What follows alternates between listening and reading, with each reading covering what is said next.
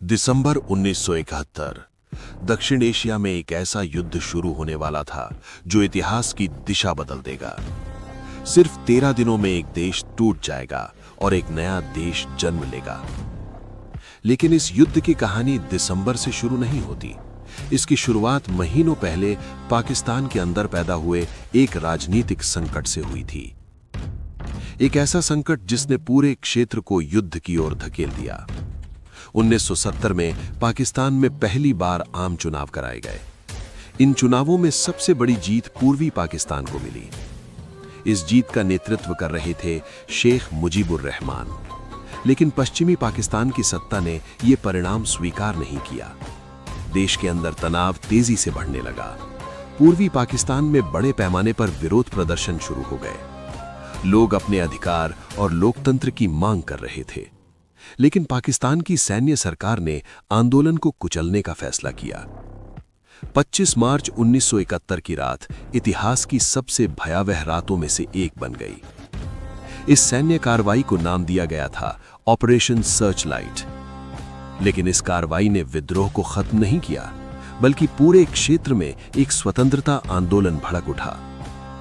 हजारों युवाओं ने हथियार उठा लिए। ये लड़के आगे चलकर मुक्ति बाहिनी के नाम से जाने गए और अब ये संघर्ष एक बड़े युद्ध की ओर बढ़ रहा था। इस संकट का सबसे बड़ा असर भारत पर पड़ा।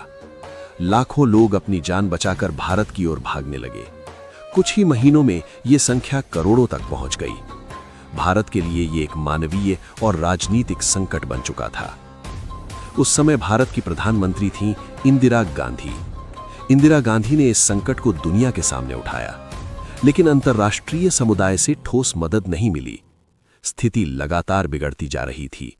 भारत और पाकिस्तान दोनों युद्ध की तैयारी करने लगे और फिर दिसंबर 1971 में वो दिन आ गया जब युद्ध आधिकारिक रूप से शुरू हो गया। 3 दिसंबर 1971 शाम होते होते दक्षिण एशिया का आसमान युद्ध की आग में जलने वाला था। पाकिस्तान ने भारत के कई एयरबेस पर अचानक हवाई हमला कर दिया। यह हमला पश्चिमी मोर्चे पर भारत को चौंकाने की कोशिश थी, लेकिन भारत ने तुरंत जवाब देने का फैसला किया।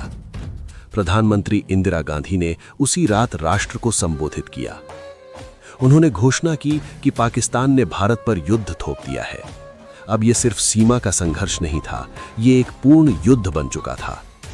भारत ने पूर्वी पाकिस्तान की ओर तेजी से सैन्य अभियान शुरू कर दिया। इस अभियान का लक्ष्य था युद्ध को जल्दी खत्म करना, और इसके लिए सबसे महत्वपूर्ण शहर था ढाका। भारतीय सेना कई दिशाओं से पूर्वी पाकिस्तान में आगे बढ़ने लगी। उनके साथ लड़ रहे थे स्वतंत्रता सेनानी मुक्ति बाहिनी। गुरिल्ला लड़ाके इलाके के हर रास्ते को जानते थे। उन्होंने पाकिस्तानी सेना की सप्लाई लाइनों को तोड़ना शुरू कर दिया। इससे पाकिस्तानी सेना की स्थिति कमजोर होती चली गई। जमीन के साथ साथ आसमान में भी जबरदस्त लड़ाई चल रही थी। इंडियन एयरफोर्स ने कई महत्वपूर्ण हवाई अड्डों को निशाना बनाया। रडार स्टेशन और लड़ाकू विमान तेजी से नष्ट किए जा रहे थे। कुछ ही दिनों में भारत ने पूर्वी मोर्चे पर हवाई बढ़त हासिल कर ली।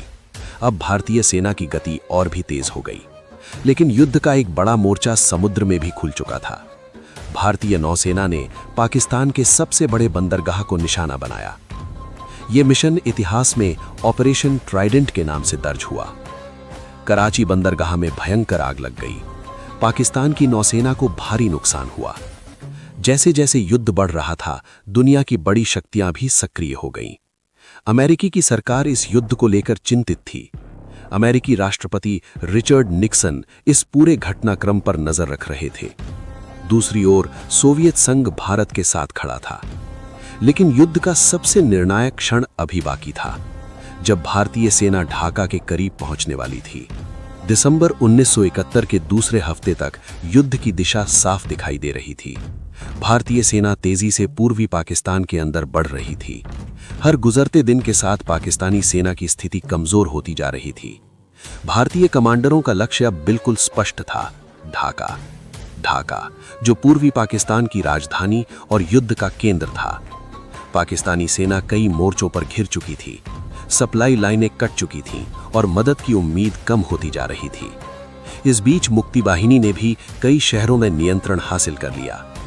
हर दिन पाकिस्तानी सेना का घेरा और छोटा होता जा रहा था। ढाका अब युद्ध का अंतिम लक्ष्य बन चुका था। लेकिन जैसे जैसे युद्ध आगे बढ़ रहा था, अंतर्राष्ट्रीय दबाव भी बढ़ने लगा। अमेरिकी की सरकार इस युद्ध को लेकर विशेष रूप से चिंतित थी। अमेरिकी राष्ट्रपति रिचर्ड निक्सन इस पूरे घटनाक्रम पर करीबी नजर रख रहे थे। उनके सलाहकार हेनरी किसिंजर भी इस युद्ध की रणनीतिक अहमियत समझते थे। शीत युद्ध के दौर में ये संघर्ष एक बड़े वैश्विक खेल का हिस्सा बन चुका था। इसी दौरान अमेरिका ने हिंद महासागर में एक शक्तिशाली नौसैनिक बेड़ा भेजा। इस बेड़े का नेतृत्व कर रहा था परमाणु शक्ति से चलने वाला विमान वाहक पोत। इस जहाज का नाम था USS एंटरप्राइज CVN-65। इस कदम ने पूरे क्षेत्र में तनाव और बढ़ा दिया। लेकिन जमीन पर युद्ध की गति अब भी भारत के पक्ष में थी। भारतीय सेना धीरे धीरे ढाका के चारों ओर पहुंच रही थी। पाकिस्तानी सेना अब शहर के अंदर सिमटने लगी थी। लड़ाई अब अंतिम चरण में प्रवेश कर चुकी थी। हर तरफ ये सवाल गूंज रहा था, क्या पाकिस्तान आत्मसमर्पण करेगा? और इसी सवाल का जवाब कुछ ही दिनों में मिलने वाला था। ढाका अब लगभग घिर चुका था। पाकिस्तानी सेना के पास विकल्प बहुत कम बच गए थे। दुनिया की नजर अब ढाका पर टिकी हुई थी और इतिहास का एक निर्णायक क्षण आने वाला था। कुछ ही समय बाद वो घटना होने वाली थी जो दक्षिण एशिया का नक्शा हमेशा के लिए बदल देगी। 16 दिसंबर 1971 युद्ध अब अपने अंतिम चरण में पहुंच चुका था। भारतीय सेना और मुक्ति वाहिनी ढाका के चारों ओर पहुंच चुकी थी।